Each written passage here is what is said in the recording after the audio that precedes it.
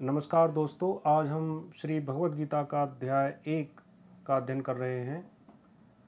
इस बार मैं संपूर्ण अध्याय 1 को एक वीडियो में कवर करूंगा। इससे पहले हम एक श्लोक को एक वीडियो में कवर करते थे, उसमें काफ़ी समय लग जाएगा। तो मैंने सोचा है कि हम पूरे अध्याय को एक वीडियो में कवर करेंगे। इससे आपको उसकी समरी, उसका सारांश एक ही वीडियो में मिल जाएगा। अध्याय 1 काफ़ी महत्वपूर्ण है क्योंकि कुरुक्षेत्र में सारे योद्धा युद्ध करने के लिए एकत्रित हो गए हैं और युद्ध की पृष्ठभूमि है। और अर्जुन और श्री कृष्ण के बीच में जो संवाद होता है वो श्री भगवद गीता का रूप लेता है। तो आइए अध्याय 1 का पहला श्लोक पढ़ते हैं। धर्मक्षेत्रे कुरुक्षेत्रे संवेदा युयुत्सवा मामका पांडवाश्चैव किम कुर्वत संजय।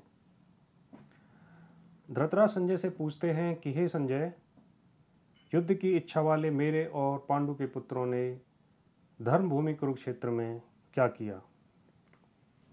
तो संजय धृतराष्ट्र को कुरुक्षेत्र की भूमि में क्या हो रहा है उसका वर्णन, आंखों देखा हाल धृतराष्ट्र को बताते हैं और कहते हैं कि कुरुक्षेत्र की भूमि में योद्धाओं और महायोद्धाओं ने अपने अपने शंख बजाकर युद्ध के आरंभ की घोषणा की। उसके बाद अर्जुन भगवान कृष्ण से आग्रह करते हैं कि हे भगवान, मैं दोनों सेनाओं को देखना चाहता हूँ, तो इसलिए ये रथ दोनों सेनाओं के बीच में ले जाकर खड़ा कर दीजिए और मैं ये देखना चाहता हूँ कि दुर्बुद्धि दुर्योधन की तरफ से कौन कौन योद्धा लड़ रहे हैं। जैसा कि अर्जुन आग्रह करते हैं, श्री कृष्ण रथ को दोनों सेनाओं के बीच में ले जाकर खड़ा कर देते हैं। ये श्लोक 24 से 27 के बीच में है।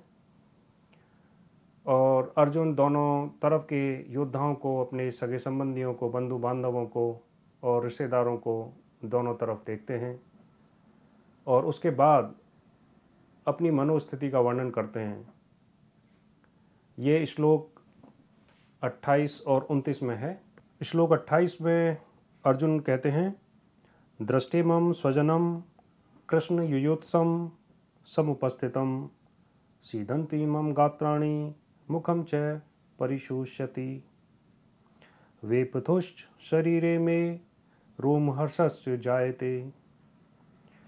अर्जुन कहते हैं, हे कृष्ण, युद्ध क्षेत्र में डटे हुए युद्ध के अभिलाषी इस स्वजन समुदाय को देखकर मेरे अंग शिथिल हुए जा रहे हैं और मुख सूखा जा रहा है तथा मेरे शरीर में कंपन एवं रोमांच हो रहा है। इसके बाद अर्जुन और आगे वर्णन करते हैं कि अर्जुन कहते हैं कि मेरे हाथ से गांडीव सरक रहा है। अर्जुन के धनुष का नाम गांडीव था और मेरा मन भ्रमित हो रहा है और मैं खड़ा रहने में भी असमर्थ हूँ।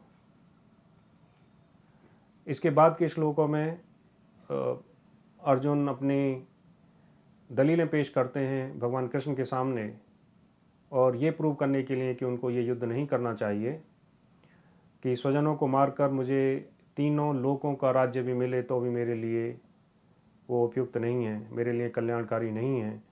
तो एक पृथ्वी का राज्य की तो बात ही क्या है। और आगे वर्णन करते हुए कहते हैं कि सारे योद्धाओं के मारे जाने पर स्त्रियां दूषित हो जाएंगी और कुल नाश हो जाएगा। और इसी तरीके से उनकी चर्चा ये श्लोक 46 तक चलती है, 45 तक चलती है। 46 श्लोक में अर्जुन यहाँ तक कहते हैं कि इस युद्ध में कौरव मुझ पर प्रहार करके, मुझ निशस्त्र पर प्रहार करके मुझको मार भी दें तो भी मेरे लिए वो कल्याणकारी है और स्वीकार्य है बजाय युद्ध करने के। और जो लास्ट श्लोक है अध्याय 1 का, श्लोक 47वां श्लोक, जिसमें ये सारा कहकर अर्जुन अपना धनुष बाण रखकर रथ के पिछले हिस्से में बैठ जाते हैं। दोस्तों, ये अध्याय 1 का संपूर्ण विवरण मैंने आपको दिया। इसमें कुछ बात समझने योग्य हैं कि अर्जुन को भ्रम है, अर्जुन को क्लैरिटी नहीं है कि उसको क्या करना है और क्यों करना है। अर्जुन अभी पूरी तरीके से कन्विंस नहीं है कि उनको ये युद्ध क्यों करना है, और इसके लिए वो विभिन्न कारण बताते हैं। जो भी उनके मन में प्रश्न हैं वो भगवान कृष्ण के सामने वो रखते हैं। और इस स्थिति को यदि हम अपने जीवन से जोड़कर देखें तो हमारा जीवन भी एक युद्ध है, एक युद्ध क्षेत्र है, जिसमें हम लोगों को डाउट होता है, हम लोगों को संशय होता है, और क्लैरिटी नहीं होती है कि हमको क्या करना है, क्यों करना है।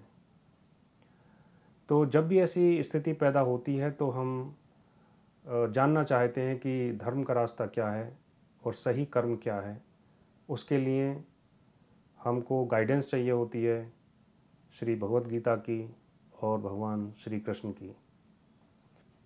इसी के साथ अध्याय को विराम देते हैं और बहुत जल्द ही मिलेंगे नए वीडियो के साथ। बहुत बहुत धन्यवाद।